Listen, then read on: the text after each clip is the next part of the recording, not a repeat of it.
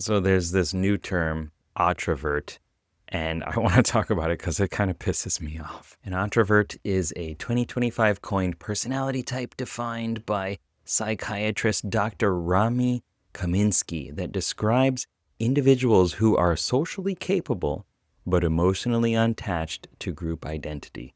They are social but not communal, preferring deep one-on-one connections over group affiliation and maintaining a persistent, comfortable sense of being an outsider. Come on. Let's look at the key characteristics of an introvert. 1. Socially independent. Unlike introverts or extroverts, not extroverts, extroverts, they do not require group approval or validation. Selective socializing. They prefer deep one-on-one conversations over large group gatherings or social rituals. I'm going to do this for everyone, all right? Outsider mentality. They feel like outsiders in group settings, even when they are popular or well-liked. Originality and authenticity. They're often original thinkers, independent of groupthink, and are comfortable being in the margins. Mind the margins. Not shy or anxious. Introverts are not shy or socially anxious, but simply prefer to observe or stand apart. Notes this article from Medium, which I'm not going to click on because it makes me want to throw up. Differences from introverts/extroverts. Ambiverts. That's another wonderful term. Ambiverts tend to switch between inward/outward energy, whereas introverts are consistently detached from group identity. Watch out. Extroverts are energized by the group. Introverts are not, even if they can perform well in social settings, explains this Facebook post. I wish I had the CGI skills, the AI skills to add a rainbow every time I did that. You look at the numbers, you'll see. Oh, come on. Seriously? Again? I'm sorry, it's kind of a thing. Did his hands just make a rainbow? Yeah, still working on the whole not wrecking the office part. Origins and benefits. The term was developed by Dr. Rami Kaminsky to describe a gift of not belonging to a specific group, advocating that resisting cultural conditions to fit in offers high emotional independence and authentic thinking. Notes The Guardian. Examples often cited in this personality style include Frida Kahlo, Franz Kafka, Albert Einstein, and George Orwell. A lot of those names sound familiar.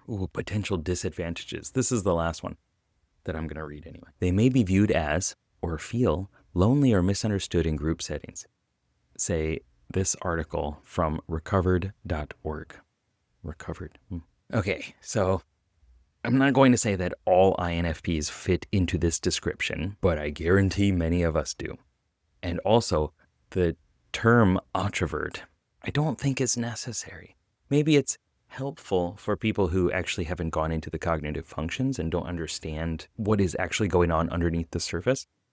But it's just another word like ambivert that just makes me upset because it's not necessary and it confuses people. Everyone is an ambivert. Everyone uses extroverted and introverted cognitive functions. You need to have both of those. You need to have the ability to interact with the outer world and the inner world too. If you didn't have that ability, then you would have either no understanding of who you are and your subjective personal impact on the world, because all you're doing is extroverting, or if you're doing only introverting, then you have no connection at all to the outer world and you are essentially comatose. Maybe not even essentially. So it's just like, it's extra words. And like, I like adding on words to things to help make it clear, but also it feels like it's like butchering things in a bit. But let's talk about how INFPs relate to the ones that are popping up here. So the characteristics listed of an introvert, right? Socially independent. They don't require group approval or validation. One core thing about INFPs who use introverted feeling as their dominant function, it's a judging function. It's how you make decisions, and it's evaluating the human impact. And because it is introverted, it's judging, how does this impact me? Weighing, how do I feel about this? Does it resonate with me? And we tend to sacrifice external interaction and seeking validation in that sense, because what is most important is how we feel about a thing. Dr. Dario Nardi has mentioned in some of his books, which I'm probably sure I can't find the exact quotes right now, but they say one thing that is key to the INFP, introverted feeling brain state, is that we can get feedback and then not use it to change anything. Like we just let it come in and we still do what we're going to do anyway. Whereas if you talk to an ENFJ, ESFJ, ISFJ, for example, you'll notice that a lot of times they are very concerned with what other people are thinking or feeling, or the social response or the social eye, like what other people are, how other people are seeing them. Of course, everybody can have that too. We need all of these different interactions. But a lot of times it comes down to like, well, do I care or not? Does it really resonate with me, align with my identity or not? Selective socializing. So this is about preferring deep one-on-one conversations and settings. I think every INFP pretty much feels that way. And every introvert, rather, feels that way. There is something with introverted feeling that we need to have this one-on-one connection with another person. And the more other people that come into the mix, the harder it is to actually resonate with that person and identify with them and listen to who they are and their values and their intentions and their beliefs. And then also to reflect that back to them, or to allow ourselves to open up to experience that and to let them experience who we are too. Outsider mentality. They feel like outsiders in group settings, even when they're popular or well-liked. I've actually been accepted into many different groups and never felt like a part of any of those groups. Like, I've been told I'm an honorary member of XYZ group, and it's nice. I appreciate it, but also I don't feel like I fit into that group or many other groups. In high school, for example, also, I had several drastically different friends groups, and I was never picked on or bullied, but I definitely kept to myself a lot of times too. Even when I was in those other groups, there was a lot of distance, because you don't want to let somebody in too deep, because then it creates a lot of vulnerability and issues, and there's a lot of things to process personally as well if you say or do something that is reflected in the outer world in a way that you don't want.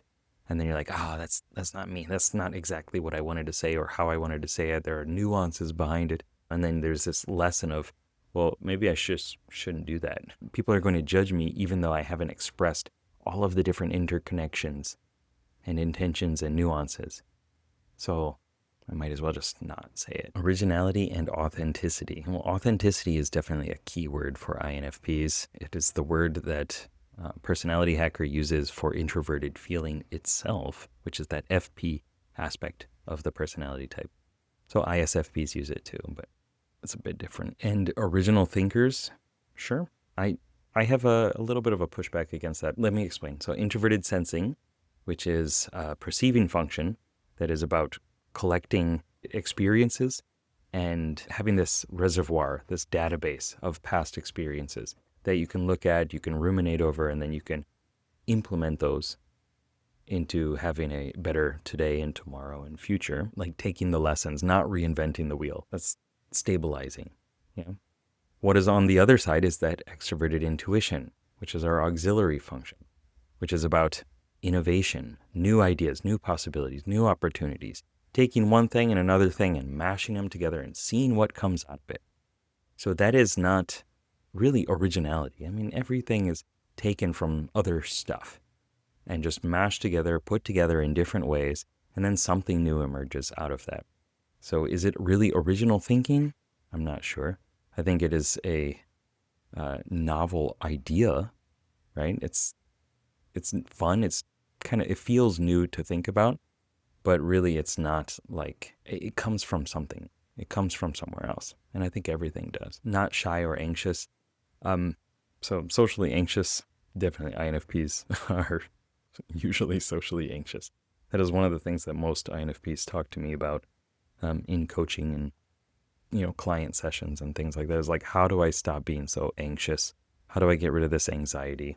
But it's worded so weirdly. Introverts are not shy or socially anxious, but simply prefer to observe or stand apart. Yeah, I mean, people watching is a favorite pastime of most INFPs. So those are some thoughts on this wonderful term, Otrovert. And I'm curious how you feel about it. If you're an INFP watching this video, which you probably are, but you might be someone who saw the word Otrovert and the algorithm decided to pull you in. If you are an INFP, though, what do you think about this term? Do you like it? Do you resonate with it? Do you prefer it? Do you think it's an easy way to communicate more of what is going on inside? Because that can be helpful. Because most of the time we don't put good labels on ourselves, and we take the bad ones, we take the hurtful, harmful ones. And I suggest finding one that works for you, which is why I'm asking you about Otrovert. If it works for you, good. If not, let's find another one.